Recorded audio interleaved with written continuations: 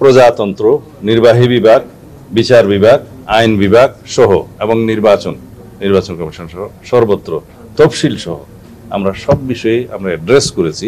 সংবিধান সংশোধনের প্রস্তাব করেছি আমরা ব্যাপক ভিত্তিক। গণভোটের বিধান যেটা আর্টিকেল 8, 46, 48, 56 and 142 itself, যেগুলো পরিবর্তন আনতে গেলে এবং প্রস্তাবনাতে পরিবর্তন আনতে গেলে যে গণভোটের বিধান ছিল যেটা আওয়ামী লীগ উড়িয়ে দিয়েছিল, সেগুলো পুনঃপ্রবর্তনের জন্য আমরা প্রস্তাব করেছি।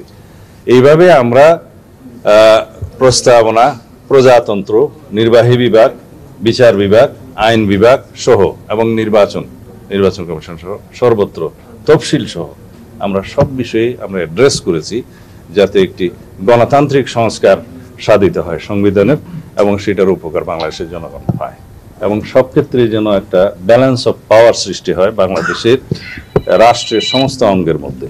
এগুলো আমরা প্রস্তাব করেছি। ধন্যবাদ। সেটা হচ্ছে সংবিধান পুনর্লিখন এবং সংস্কার কথা বলছেন, এটা নানা অংশের জন্য কিন্তু পুনর্লিখনের কথা বলছে, এই বিষয়গুলো আলোচনা হয়েছে কিনা? সংবিধান সংশোধনের প্রস্তাব করেছি আমরা ব্যাপক ভিত্তিক, যাতে এটা গণতান্ত্রিক সংবিধান সংশোধন হয় এবং জনগণের আকাঙ্ক্ষা পূরণ হয়। কিন্তু এই ওনারা যে কমিশন করেছে তারা তো এখন নির্বাচিত কোনো সরকার নাই। এখন এই সংবিধানে যে আপনারা যে প্রস্তাবগুলো দিচ্ছেন এগুলো আসলে কারা? এই সরকার আদৌ এটা খুবই স্বাভাবিক।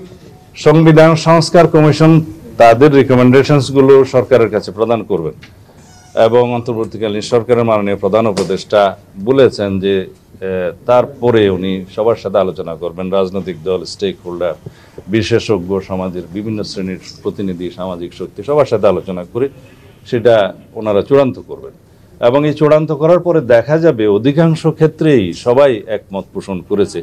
কিছু কিছু ক্ষেত্রে তো দ্বিমত থাকতেই পারে।